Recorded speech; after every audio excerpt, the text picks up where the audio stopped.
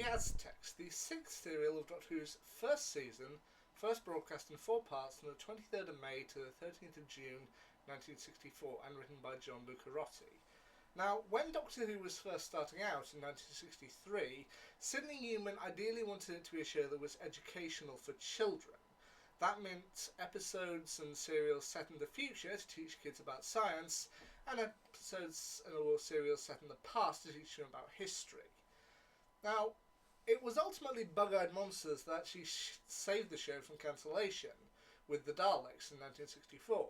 However, the Aztecs show what Doctor Who might have been, because this is a purely historical story. The TARDIS lands in the middle of an Aztec tomb in Mexico in Tenochtitlan in the 15th century.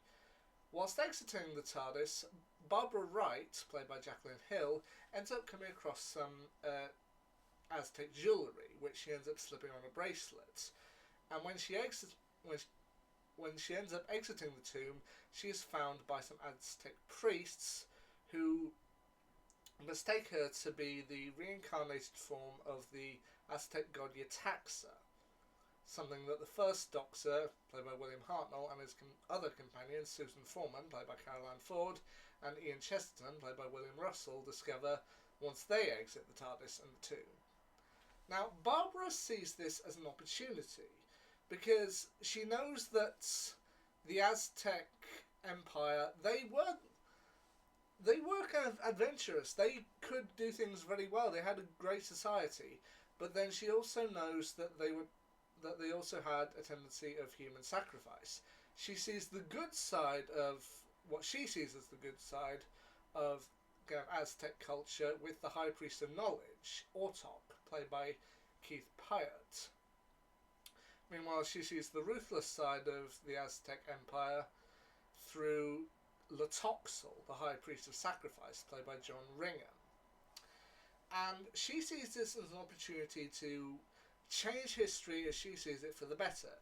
Because if she can convince the Aztec people to give up ritualistic sacrifice, or sacrifice in general, then they might have a chance of survival, again, not being wiped out by the Spanish, or they might be remembered more for their kind of peaceful society rather than savageness or savagery. To which the Doctor tries to warn her against this, saying that history is history and that sadly she must let things play out the way they're going to play out. Meanwhile, it seems that the group also have to deal with their own problems throughout this particular story. As I said, Barbara has to deal with the fact that she has to come to terms with the fact that she can't necessarily always change history. Ian ends up in a battle against an Aztec warrior named Ixta, played by Ian Cullen, and must deal with the ramifications of that as he tries to find ways to survive his battles with Ixta. And the Doctor and Barbara find themselves in arranged marriages. The Doctor ends up showing kindness to an Aztec woman named Kamaka, played by Margot Vanderburg, who he talks with her because he wants to learn the secrets of how to get back into the tomb so they may once again gain access to the TARDIS. But in doing so, he ends up sharing some cocoa beans with her, and she takes that as a marriage proposal, so he has to find a way out of that. Meanwhile, Barbara, after talking with some of the Aztec priests, she finds out that she is to be wed to a sacrifice victim during the next eclipse, even though Susan says, well, I don't want to marry anybody if it's not going to be for love, which I guess would foreshadow her exit during the next season in the Dalek invasion of Earth. Ultimately, this is a story that focuses very much on the history and of the society of the Aztecs, to which it is an interesting society to think about, but I do understand that Barbara's mission to change them was in vain. For example, I thinking back on this of Aztec history, I think back to the song they did, the parody of Staying Alive in Horrible Histories, to which when we get to the part about their Aztec calendar, it's like, our year starts in November when every priestly member is asked if they'll remember the Aztec dead. We do this if you haven't guessed, by getting something off your chest. Your heart would probably be best, or else your head. And then on our year planners, it's the raising of the banners, and it's only polite manners to kill more guys. On and on like that, and you do get the point of... You do understand Barbara's point of view that she wants the Aztecs to be remembered for something more than savagery, but ultimately history has to be allowed to play out the way it did. And this, I think, is a really good story showing how Doctor Who could do historicals.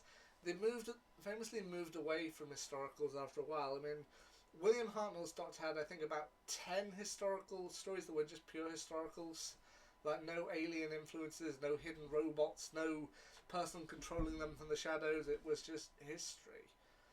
And with Patrick Troughton's era, the only pure historical he actually did was the Highlanders in 1966, and then the next purely historical story with no alien influences wouldn't be until 1982's Black Orchid with the Fifth Doctor.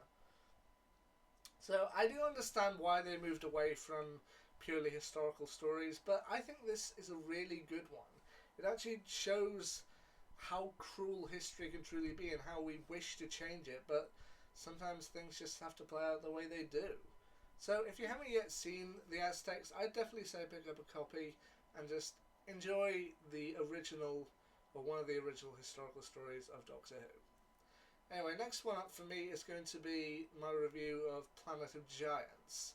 Well, that's if you're watching this from the playlist that I did, whichever way it is. The next one up will actually be, I think the next one up is the Censorites. Yeah, it is the Censorites. But the next one that, as I'm recording right now, that I'm going to review is Planet of Giants from, I think, 1964. But what do I think of that? Well, we'll have to wait and see. Anyway, until then, see ya.